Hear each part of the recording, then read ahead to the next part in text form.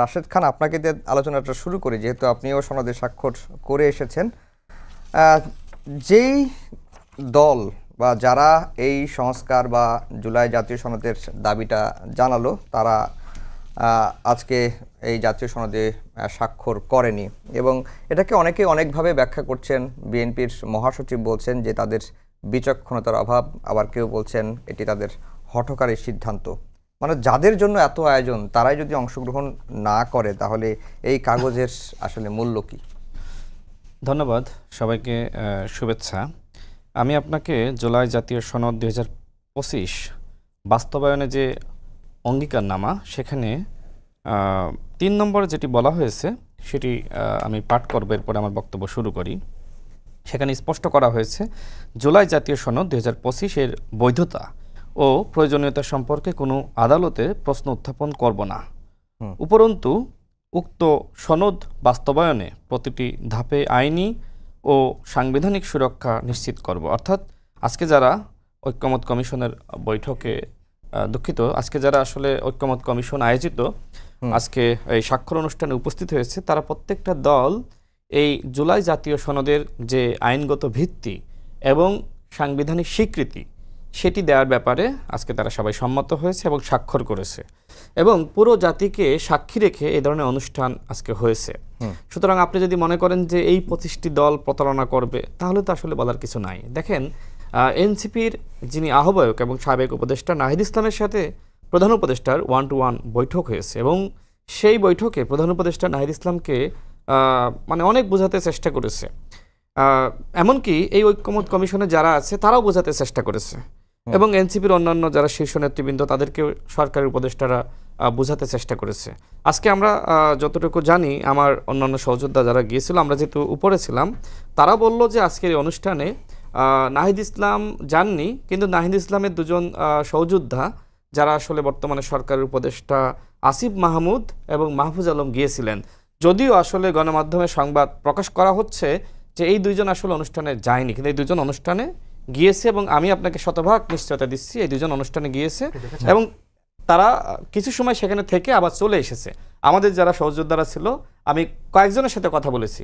আমি মিডিয়াতে যখন নিউজ এসেছে, আমি এই নিউজটা দেখার পরে আমি জিজ্ঞেস করলাম আমাদের উচ্চতর পরিষদে যারা ছিল, তাদের সামনে দিয়ে আবার তারা এসে আবার চলে গিয়েছে, বেশি সময় থাকে নাই। মানে যেটি গণমাধ্যমে সংবাদে এসেছে যে তারা আসলে আসেনি, আমি কয়েকজনের সাথে কথা বলেছি যারা আমাদের উচ্চতর নেতৃবৃন্দ, মানে আমাদের দলীয় সিদ্ধান্তের যে ফোরাম রয়েছে, সেই ফোরামের নেতৃবৃন্দ যারা ছিল তাদের সামনে এসেছিল, তারা এসে আবার তারা বের হয়ে গিয়েছে। আপনারা হয়তো জানেন না, জাস্ট আমি আপনাকে মানে শতভাগ গ্যারান্টি দিচ্ছি তারা দুজন গিয়েছিল। তো যাই হোক, আজকে যেটি আমরা মনে করছিলাম যে হয়তো জামাত হয়তো স্বাক্ষর করবে না, গতকাল জামাতের যিনি আসলে সাধারণ সম্পাদক, তাদের ভাষায় সেক্রেটারি জেনারেল, তিনি বললেন যে যদি পিয়ার না হয়, আমরা পিয়ার নিশ্চিত না করে আমরা কোনোভাবে এই জুলাই জাতীয় সনদে স্বাক্ষর করব না। তো আজকে কিন্তু তারা স্বাক্ষর করেছে এবং তারা স্বাক্ষরের পরে ইতিবাচক বক্তব্য দিয়েছে এবং আজকে জুলাই যোদ্ধারা তারা যে আজকে বিক্ষোভ মিছিল বলেন, সমাবেশ বলেন, যেটি করেছে না কেন, অনাকাঙ্ক্ষিত ঘটনা ঘটেছে, তাদের যে দাবি ছিল সেটি কিন্তু সরকার মেনে নিয়েছে এবং দেখেন তাদেরকে কিন্তু ভুল বোঝানো হয়েছে যে এই জুলাই জাতীয় সনদের আইনগত ভিত্তি দেওয়া হবে না। কিন্তু আমি এই বক্তব্য শুরুর আগেই কিন্তু আমি যে লাইনটা পড়লাম, সেখানে স্পষ্ট করা হয়েছে জুলাই জাতীয় সনদের আইনগত ভিত্তি দেওয়া হবে এবং একই সাথে সাংবিধানিক স্বীকৃতি দেওয়া হবে। যেখানে এই কথা স্পষ্টভাবে এখানে উল্লেখ আছে, তারপরেও কেন তাদের কাছে আসলে বিভ্রান্তি ছড়াইলো, কারা ছড়াইলো, আমি মনে করি সরকারের উচিত সেই বিষয়গুলো খুঁজে বের করা। আজকে দেখেন যে এনসিপি আমার কাছে মনে হয় যে এই ঐতিহাসিক একটা ভুল করেছে। জাসদের উত্থানের পরে জাসদের পতন কেন, জাসদ কেন এত ভাগে বিভক্ত হয়ে গেল? একটা সম্ভাবনাময়ী শক্তি শেখ মুজিবের বিরুদ্ধে যারা দাঁড়িয়েছিল, যাদেরকে এদেশের ছাত্র সমাজ, এদেশের মানুষ গ্রহণ করেছিল এবং ওই সময়কার যে ছাত্র সংসদ নির্বাচন, সব জায়গায় কিন্তু জাসদের নেতৃবৃন্দ পাশ করছিল।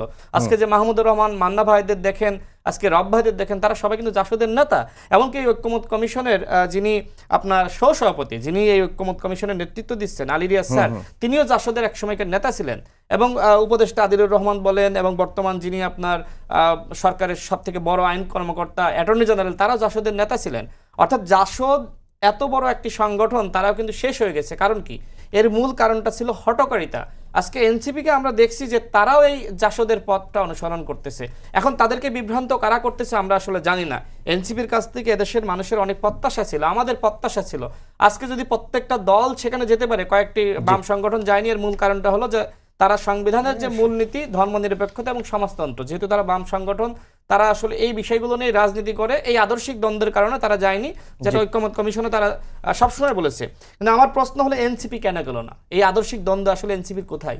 আমরা তো বলেছি জুলাই সনদের যদি আইনগত ভিত্তি না দেওয়া হয় আমরা স্বাক্ষর করব না, এবং প্রধান উপদেষ্টা আমাদের কাছে অঙ্গীকার করেছে যে তিনি নিশ্চিত করবেন আইনগত ভিত্তি এবং সাংবিধানিক স্বীকৃতি। আজকে কেন তারা গেল না এনসিপি ভালো বলতে পারবে, বাট তারা ঐতিহাসিক ভুল করেছে আজকে এই অনুষ্ঠানে যোগদান না করার মাধ্যমে। তারা কেন গেল না আপনি বলছেন ঐতিহাসিক ভুল হয়েছে এবং এনসিপি জাসদের পথেই হাঁটছে।